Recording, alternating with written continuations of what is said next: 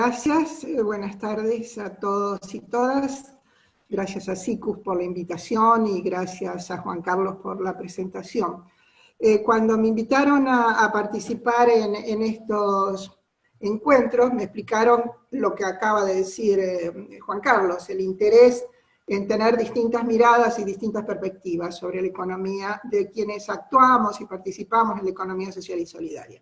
Por eso quiero arrancar aclarando los sesgos de mi mirada. Yo hablo participo, actúo en ese amplio campo en construcción que todavía es la economía social y solidaria, a la que agregamos en nuestros análisis la economía popular.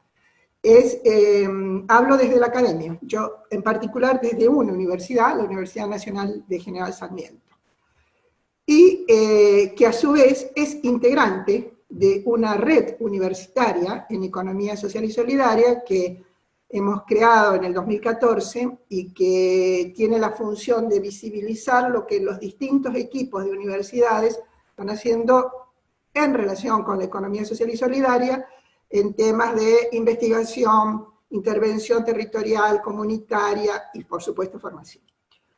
La red en este momento está integrada por equipos de más de 30 universidades y vamos creciendo, lo cual implica además una demostración del crecimiento del campo. Y finalmente, para no engañarlos, hablo desde hace unos cuantos años, estoy especialmente preocupada por el tema de las políticas públicas que promueven a la economía social y solidaria. Creo que además siempre decimos que otra economía implica otro Estado.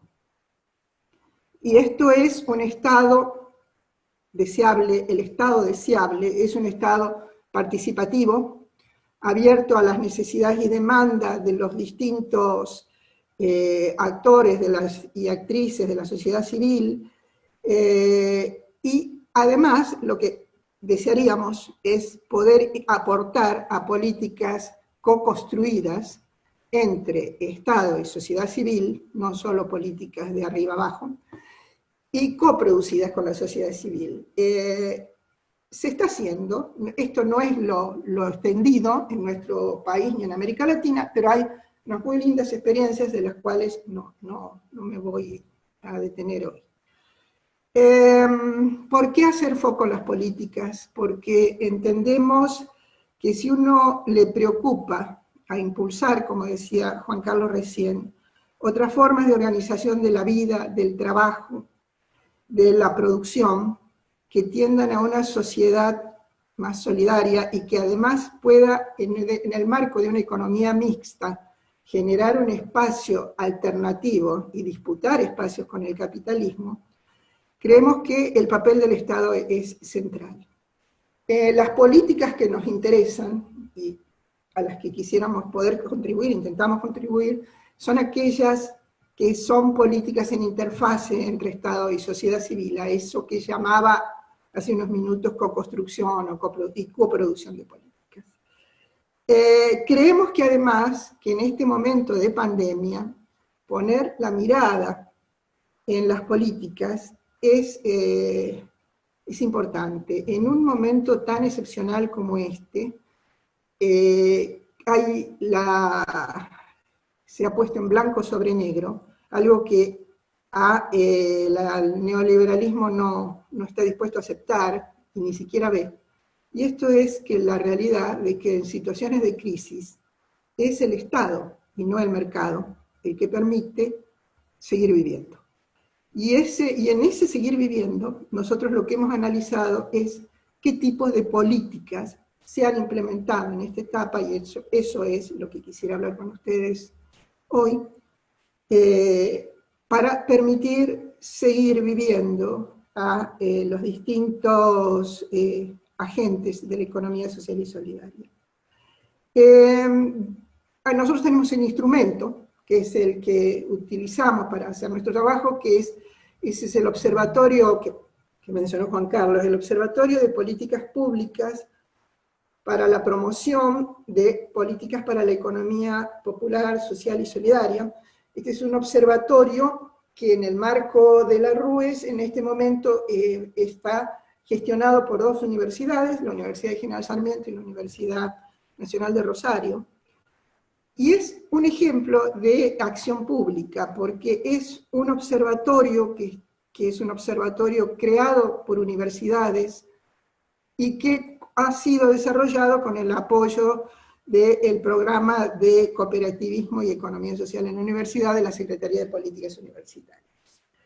Este observatorio tiene la finalidad de constituir un ámbito de registro, sistematización, difusión de las políticas de promoción del sector, y nosotros lo organizamos de manera tal de que cualquier interesado en saber qué es lo que el Estado puede aportarle, pueda ingresar por tres vías. Es un sitio web, que está, que uno puede entrar por los organismos públicos que producen políticas, puede entrar por los programas específicos, si ya sabe que existe un IFE o un ATP o un línea 1 de programa de trabajo autogestionado, o puede entrar por una caracterización de 5 o 6 tipos de destinatarias que nosotros tenemos organizado.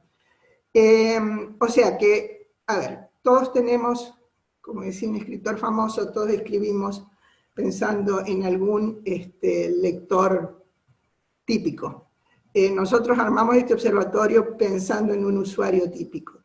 Nosotros quisiéramos que un cooperativista del Chaco o una agricultora familiar del sur, si tuviera que saber, quisiera conseguir apoyo público para sus acciones, hay un sitio donde eso está todo sistematizado. Nosotros lo tenemos hecho por nivel nacional, todas las provincias, y por el momento tenemos unos 15 partidos del conurbano bonaerense que tenían políticas de economía social, solidaria, popular, y muy dentro de poco entra Santa Fe y Rosario porque le interesa a la Universidad de Rosario, además, trabajar la provincia de Santa Fe. En este momento el sitio tiene solo actualizado las políticas del nivel nacional. No tenemos hecha la actualización de las políticas provinciales y locales, porque, como todos sabemos, el mundo se nos cayó encima en marzo, y los gobiernos, los que venían, pero sobre todo los nuevos, solo tuvieron 3 meses para empezar a sentarse y a pensar y a hacer cosas, y empezaron a actuar alrededor de la pandemia. En esa situación nosotros decidimos que nuestro aporte estaba alrededor de sistematizar y tener permanentemente actualizado, eso sí, las políticas del gobierno nacional que apoyan a la economía popular, social, solidaria. Eso está organizado, si uno entra a la página del observatorio, uno puede entrar directamente por tipo tan mirado desde los emprendimientos, desde las cooperativas, de las asociaciones, de las políticas de género, y después un sector que son las políticas para los sectores en vulnerabilidad social.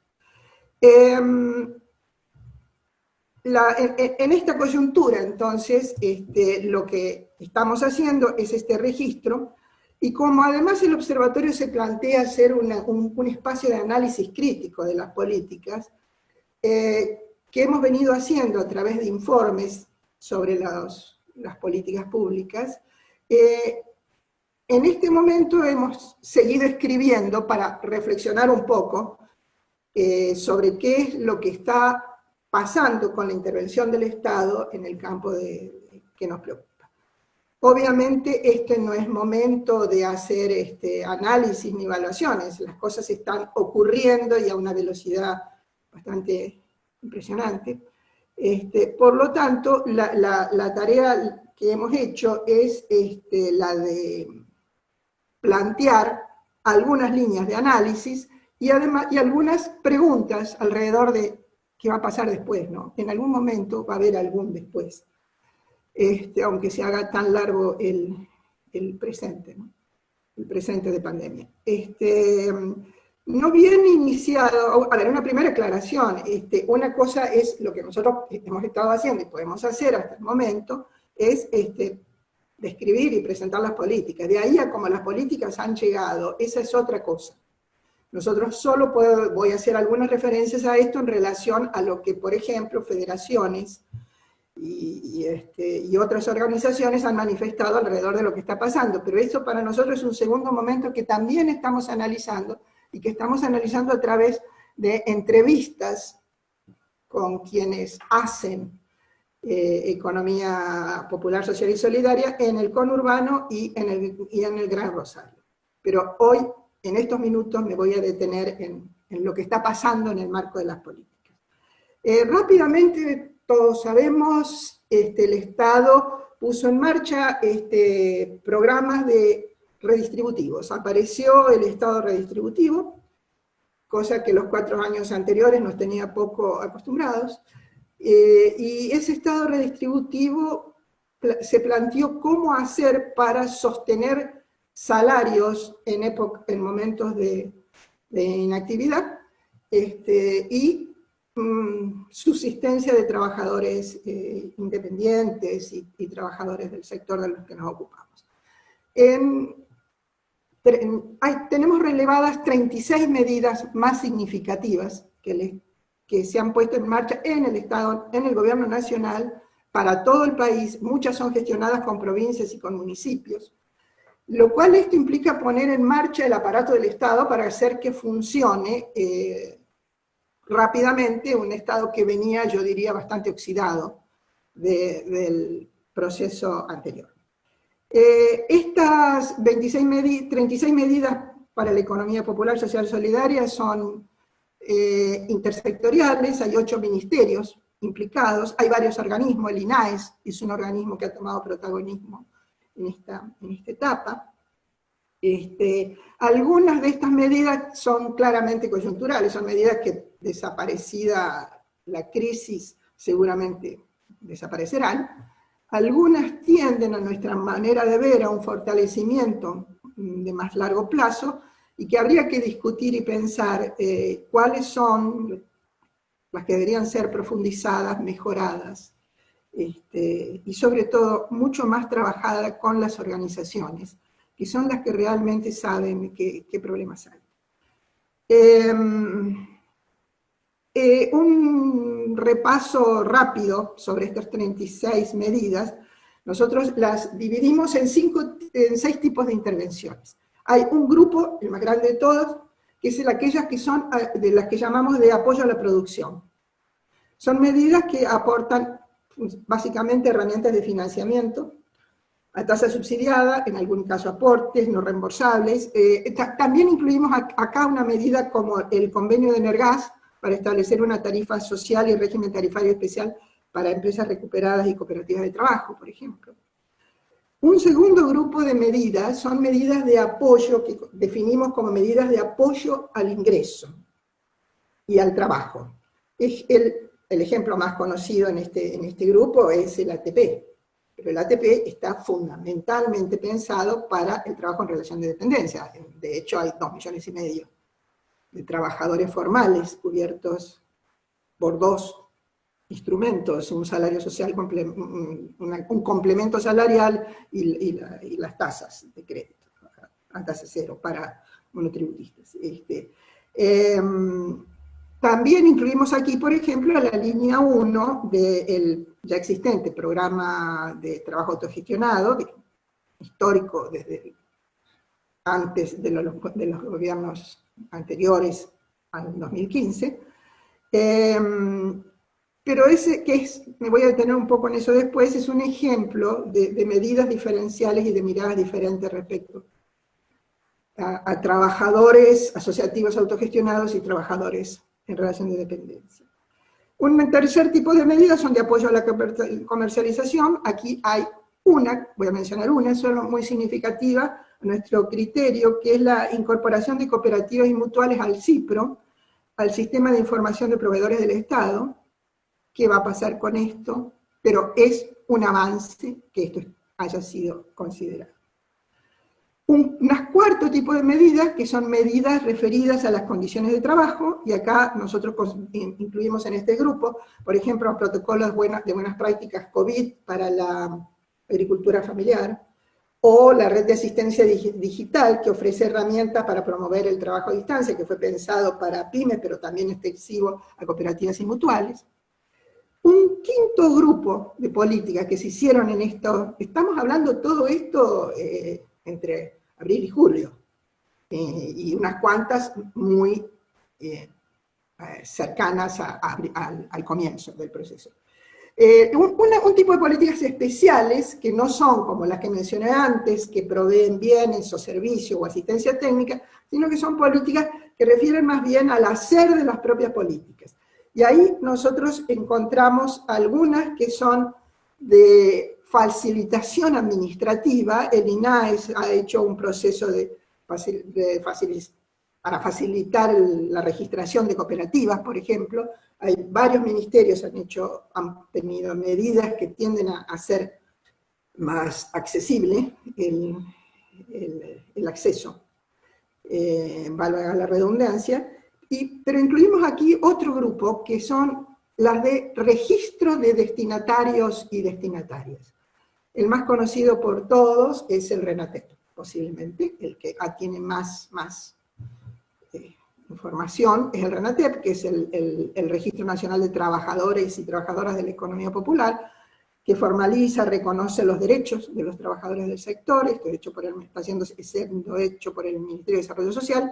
Dos registros más del Ministerio de Desarrollo Social, el RENACOM, el de comedores comunitarios, y el Registro Nacional de Cuidadores Domiciliarios, y uno que es el Registro Nacional de Promotores y Promotoras Territoriales de Género y Diversidad a nivel comunitario, que es el Ministerio de Mujeres, Géneros y Diversidad.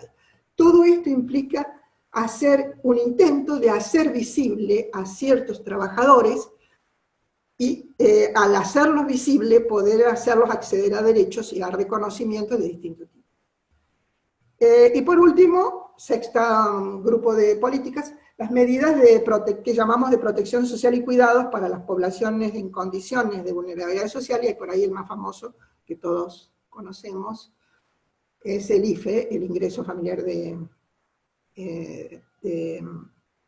Emergencia, ese gran programa de un subsidio de 10.000 pesos a ciertos sectores de la población, que llega a casi 9 millones de personas.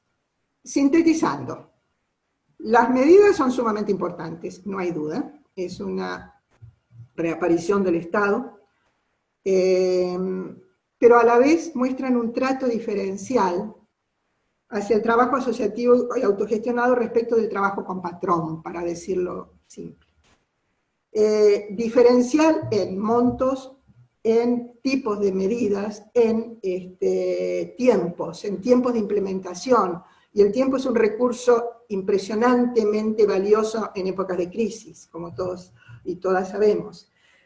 Basta para esto un ejemplo, las permanentes reclamos de las cooperativas de trabajo y de las federaciones y de las organizaciones de empresas recuperadas pidiendo políticas similares a la de pymes y de empresas capitalistas, por ejemplo, un ATP específico para este sector, que fue anunciado en algunos programas radiales por el ministro Culfas y sin embargo no ha sido puesto en práctica. Y esto hay varios ejemplos. Un ejemplo es que, por ejemplo, el ATP incluye un complemento salarial que va de 16 a 33.000 pesos según el rango salarial de apoyo a los trabajadores en relación de dependencia, y en cambio al comienzo, las primeras dos cuotas de algo similar a esto, en el programa de trabajo autogestionado a 6.500 pesos. Recién la cuota tercera y cuarta van a ser de 16.500, pero ni siquiera llegan a esa proporción del salario hasta 33 que llegan en los trabajadores en relación de dependencia. Bien, ¿qué escenario abre esto para la pospandemia? Sí, bueno, la primera cosa es preguntarnos qué de esto continuará, qué nuevo hay. Una de las preguntas que hubo en este lapso importante fue si el IFE se continuaría en una renta básica, un salario universal. Eso aparentemente no fue discutido, ya en este último mes no está siendo discutido en los términos de la renta básica clásica, que es un ingreso de ciudadanía incondicional. Aparece ahora mucho más en la discusión de trabajo universal. Y creo que hay tres cosas que son estructurales que la pandemia puso a la vista y que no pueden ser dejadas de lado, y que es, por un lado, el tema alimentario y la importancia de la agricultura familiar. En segundo lugar, el tema del cuidado y el rol de las cuidadoras domésticas, domiciliarias y comunitarias en esta etapa ha sido impresionante, y la necesidad de reconocimiento de este sector. Creo que el RENACOM va en este sentido. Y por último, el de las protecciones de los trabajadores del trabajo asociativo autogestionado, que esto es reconocimiento de derechos similares a los de la seguridad social, a los que tienen el trabajo en relación de dependencia, con las características propias de este tipo de trabajo. Digo, por lo menos esas tres cosas estructurales que salieron muy fuerte a la luz en este momento, tienen que formar parte de la agenda post-pandemia. Dejo acá.